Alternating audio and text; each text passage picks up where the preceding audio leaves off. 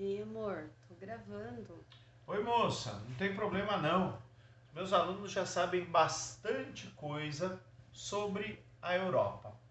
E agora chegou a hora de falar das organizações militares, né, que envolvem países europeus.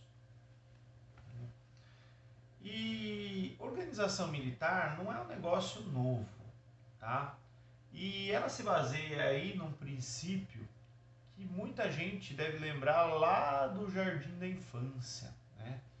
No Jardim da Infância, às vezes, né, os meninos principalmente, que gostam mais de brincadeira de mão, às vezes, sempre tem lá um que é chato, que enche o saco de todo mundo, e de repente, né, a animosidade contra o sujeito chega num ponto que todo mundo da sala se junta para falar, meu, para com isso, né? Isso não é certo, fica no seu lugar, né? Aquela coisa de mexeu com um, mexeu com todo mundo, né? E as organizações militares, elas funcionam exatamente nesse princípio. Eu pegar alguns memes, né? Mexeu com ela, mexeu comigo, né? O outro lá, mexeu com ele, mexeu comigo, né? O Chuck Norris, tá avisado. Né? E uma outra frase aí, não queira arrancar uma lágrima de meus amigos, pois mexeu com eles, mexeu comigo. Né? Então, o princípio básico de qualquer organização militar, mexeu com um, mexeu com todo mundo. Né? Isso não é novidade. Historicamente, né, quando a gente pensa em alianças militares, desde a Grécia Antiga, lá com Liga de Delos, Liga do Peloponeso, a própria Cruzadas, Liga Santa, União Protestante, já depois na Segunda Guerra Mundial, com Eixo, com aliados, né, enfim. Né, tudo isso eram alianças militares, né, onde se um entrava em guerra, o outro também entrava. Né? Geralmente são alianças defensivas, né? Ou seja, se um for atacado é como se todo mundo fosse atacado também. Tá? E no contexto da Europa, né, da história recente da Europa, o que importa para nós, né, na geografia são as alianças militares do tempo aí da Guerra Fria. Durante a Guerra Fria, né, teve dois grandes grupos militares que se formaram. Um deles é a OTAN, em inglês, né, se fala NATO, e o outro, né, é o Pacto de Varsóvia. Né? A OTAN ela envolvia aí países, né, significa Organização do Tratado do Atlântico Norte, né, e envolvia aí países, né, do Atlântico Norte, aliados dos Estados Unidos. Né? Então era o Canadá e mais aqui alguns países, né, europeus e a Turquia. Né? E isso se opunha, né, ao Pacto de Varsóvia, que tinha como principal país a União Soviética e alguns aliados aí da Europa Oriental. Bem, sobre a OTAN, né, envolvia aliados dos Estados Unidos, os países eles eram capitalistas, né, eles sempre foram capitalistas.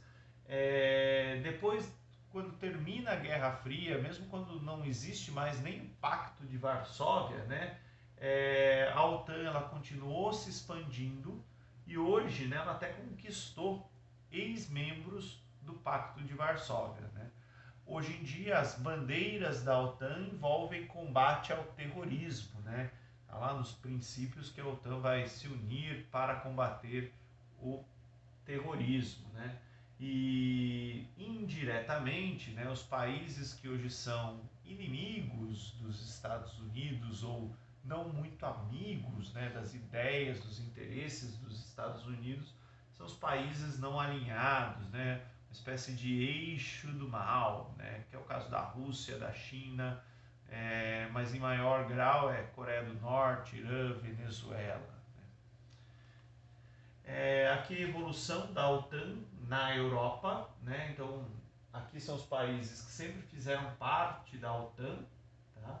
E depois os novos membros, né? Envolve aí países da Europa Oriental que antigamente ou eram parte da União Soviética ou eram aliados dela no Pacto de Varsóvia. Tá? imagem de como estava distribuído, né, OTAN e Pacto de Varsóvia na década de 90, tá? E depois, né, como que estava isso em 2015, né? Então dá para ver nitidamente, né, que a OTAN cooptou ex-aliados aí soviéticos, né? O Pacto de Varsóvia ele envolvia aí os aliados da União Soviética, como eu falei, dura até 91, que é quando termina, né, a União Soviética. Envolvia aí países socialistas, né? Por fim, né, como o Pacto de Varsóvia não existe mais, a OTAN acabou sendo a grande, né, organização, associação militar do mundo hoje, tá? E ela conta também com alguns países, né, associados, que fazem cooperações, que fazem exercício militar, né? Tem aqui, ó, Parceria para a Paz, que é uma iniciativa envolvendo a Rússia, né? Vamos conversar, vamos ficar amiguinhos, né? Então tem aliados no mundo todo, tá? E especificamente sobre a Europa, né? A Europa, né, ela tem tentado criar, né, algumas iniciativas militares. Em vários momentos teve discussões para a formação de um exército europeu, mas eles nunca chegaram num acordo sobre isso, tá? Mas já houveram vários encontros, mas nunca conseguiram se resolver ali. Além disso, né, os europeus têm um programa espacial coletivo, né, financiado aí por vários países do continente, tá? Lembro sempre, né, que programa espacial ele desenvolve tecnologias que podem ter aplicação bélica, né? É o caso, por exemplo, do sistema de GPS, né? Os europeus desenvolveram ali um sistema próprio de GPS que é o Galileu, né, que pode ser usado para orientar mísseis, por exemplo, para atingir exatamente o alvo, e o próprio foguete, né, que coloca astronautas e satélites no espaço, né, ele pode ser transformado num míssil, né, que vai carregar ali uma bomba de um país no outro, né.